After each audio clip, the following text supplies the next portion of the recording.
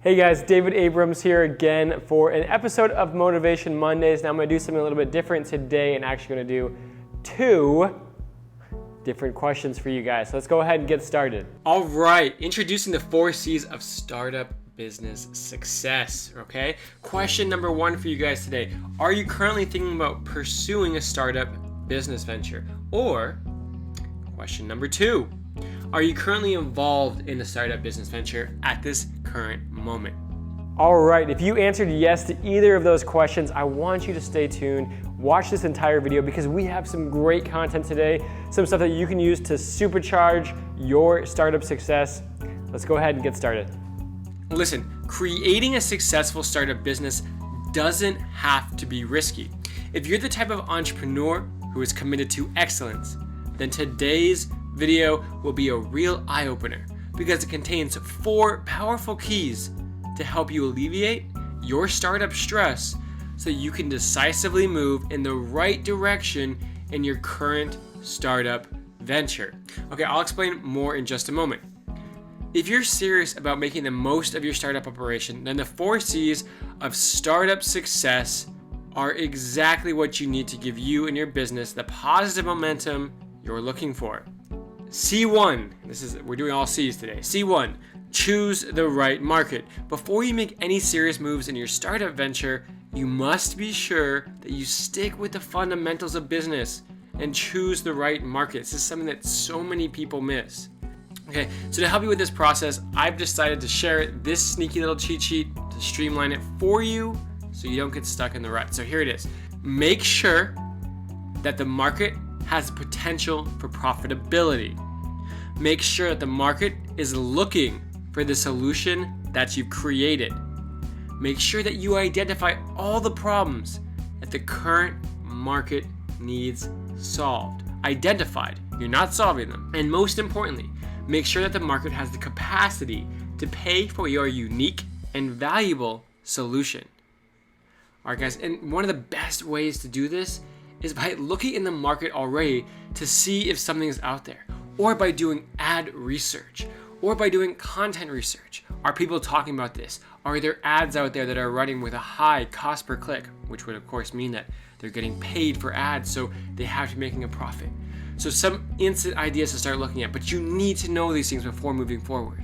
All right, by paying close attention and taking notes about this sneaky little cheat sheet that I've shared with you today, you'll be able to actively check to see if your market is viable for your startup.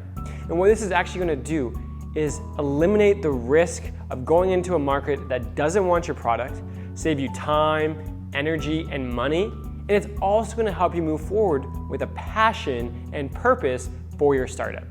Okay, so this is only the first of 3 C's, so let's check out the other 2.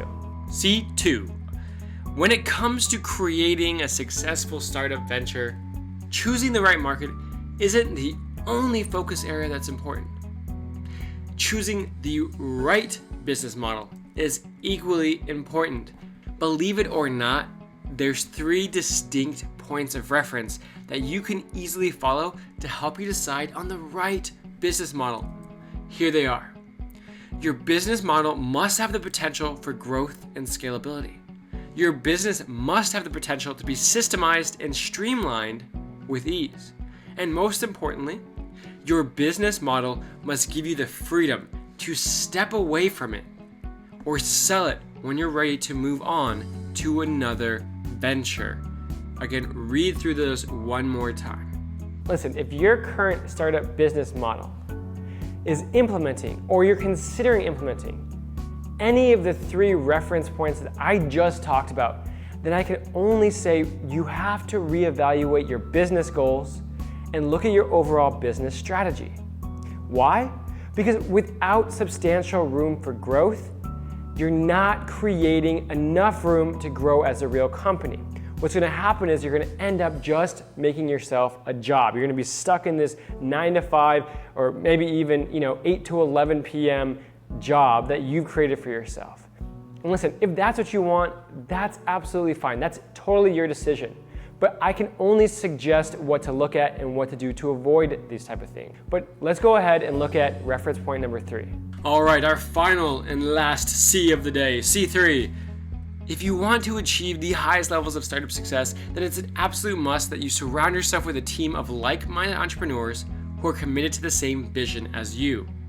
Now, you may be wondering why it's so much better to have a powerful team behind you during a startup venture than to take on the challenge as a lone ranger, and my answer is simple. Delegate your tasks to the right team member for maximum efficiency in minimum time. Have a support system that will allow both you and your team to stay motivated and accountable at all times.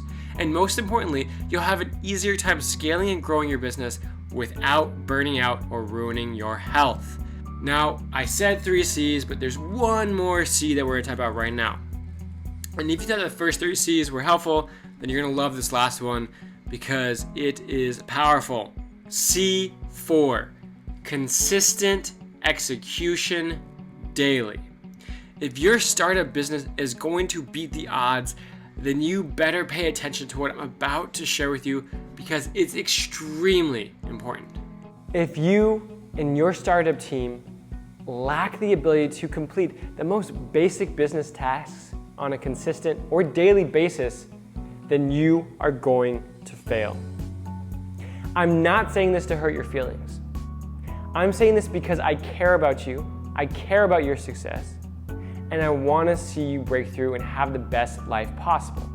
That being said, the startup life requires discipline, it requires constant attention to details and focus. And if you don't feel that you're that self-disciplined person, then don't go down the entrepreneurial path, period. Thanks guys so much for joining me this week on this episode of the Motivation Monday. I hope for all of you venturing into a startup or thinking about doing it, that I give you at least a couple of pointers that can take you down the right direction. I've been there, I've done that, I have a couple of startups, so I know the pains, and I'm only here to help, guys. Now, if you would like to subscribe and learn more about this type of stuff, the business strategies and tactics that we use in our business here at Systemizely, then I urge you to do 3 simple things today. 1, go ahead and subscribe to this channel. On the next screen, you're gonna have a big old subscription button. Just go ahead and click that, subscribe to our channel. What I want you to do next is look below this video in our description section.